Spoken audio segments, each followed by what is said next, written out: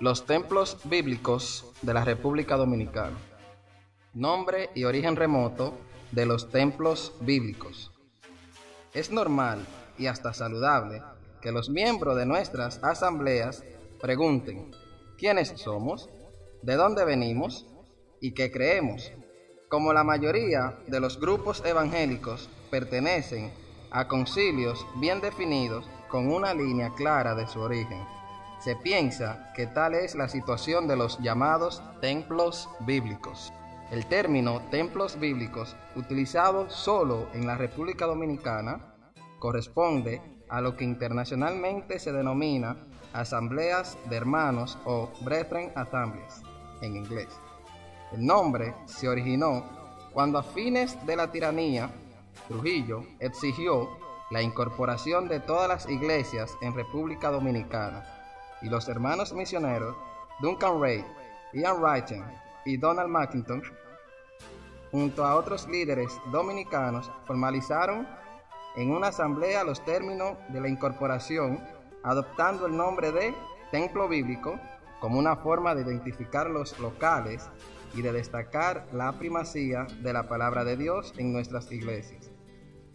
En sentido remoto, los templos bíblicos son herederos del gran movimiento evangelístico, misionero y de la exposición de la palabra de Dios, iniciado en la segunda década del siglo XIX por hombres como Antonio Grover, John Nelson Darby, Edward Cronin y John Gifford Bellet, quienes, inconformes con la rígida estructura eclesial de la Iglesia Anglicana, decidieron reunirse en distintos hogares para estudiar la palabra de Dios y partir el pan, tomar la cena del Señor.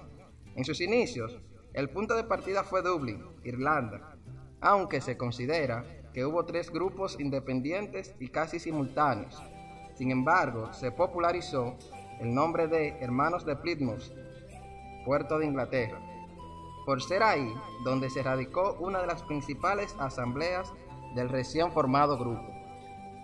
El movimiento de los hermanos se extendió por diferentes países de Europa, como Inglaterra, Escocia, Italia, Suiza, España, entre otros, fruto de la labor evangelística de misioneros escoceses e ingleses. Los hermanos llegaron a Canadá y a Estados Unidos. En sus inicios, el grupo se guió por los siguientes principios: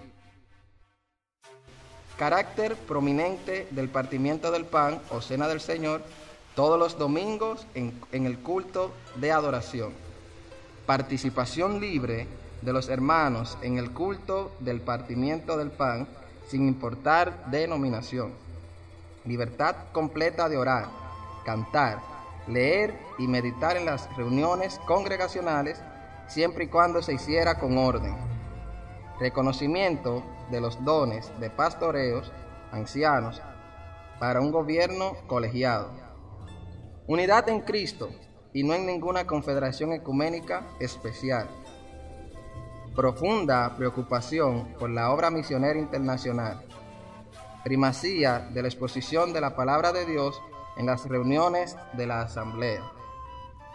3 momentos de la historia de los templos bíblicos. En cuanto a la República Dominicana, 3 tiempos y lugares marcaron la formación de los templos bíblicos. En 1919 vino como contador Harry Louis B. Smith, hombre de negocios, pero hermano con profunda devoción al Señor, por medio de cartas a la revista misionera inglesa Echoes of Service, Ecos de Servicios. Escribía acerca de la gran necesidad de enviar misioneros a la República Dominicana.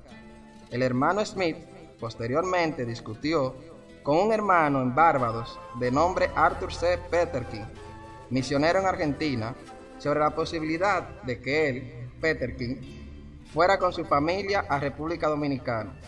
En diciembre de 1919, Arthur C. Peterkin se estableció en La Vega, lugar donde llevó el evangelio en medio de fuerte oposición religiosa. Por varios años trabajó ahí hasta que en julio de 1929 Construyó la primera iglesia de los templos bíblicos en La Vega. Su labor se extendió por unos 3 o 4 años más. Con su salida, el trabajo fue continuado por otros misioneros canadienses, como los esposos Ralph y Mariana Carter, quienes se radicaron después en Santiago en 1941, y Donald McIntosh y su esposa Gwendolyn. El segundo momento inició en 1921 con la llegada a Sánchez del misionero escocés Duncan M. Reid. El señor Reid vivió junto a su esposa unos 3 años en esta pequeña villa para dedicarse al estudio del español. En ese momento contó con la valiosa ayuda de los hermanos metodistas Don Salustiano Conde y su esposa. A partir de 1924, los Reid se trasladaron definitivamente a Puerto Plata para trabajar en la labor misionera por cerca de 60 años en la costa norte. Cuando los Reid llegaron a Puerto Plata, ya se encontraban en esta ciudad los esposos Asa y Fobert Moore, quienes habían venido desde Nueva York en 1923. Antes habían estado trabajando en Guyana en el 1918 al 1921 y luego estuvieron en Pakistán desde 1949 hasta el 1961.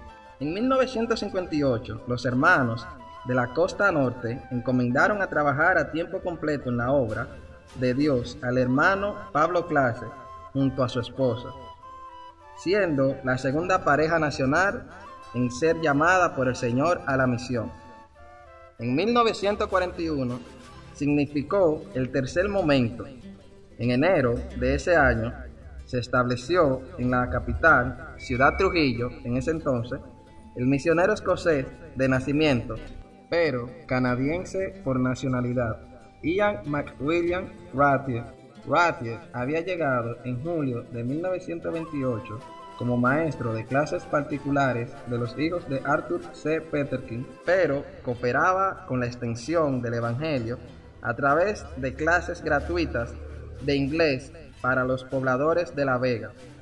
Su trabajo misionero se extendió por más de 6 décadas. Por otro lado, los Carter se trasladaron también en ese año de 1941 a Santiago, donde antes ya habían empezado la obra de evangelización. Su obra consolidó una iglesia en el sector Sabica, y él envió a la misión a los hermanos nacionales Lino Gómez y Mary de Gómez, su esposa. Es justo reconocer que este misionero siempre albergó el deseo de que se escribiera un manual parecido al de los apuntes doctrinales de los templos bíblicos. La obra en Santo Domingo tuvo en sus primeros años una sola asamblea que se llegó a congregar en 3 locales, en la calle 30 de Marzo, en la intercepción de las 5 esquinas del sector San Carlos y en la calle Altagracia esquina Félix María Ruiz del sector de Villa Francisca. Es en 1957, en una carpa de circo levantada en la esquina Tunti Cáceres con Juan Erazo del sector de Villa Juana, cuando salió la primera extensión en Santo Domingo. En estos momentos, los templos bíblicos cuentan con 56 congregaciones en Santo Domingo.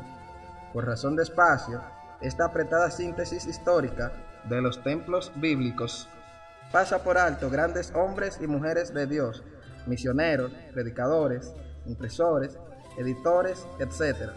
Sin embargo, tal necesidad será suplida próximamente en la voluntad del Señor con la publicación de un libro sobre la historia de los templos bíblicos de la República Dominicana.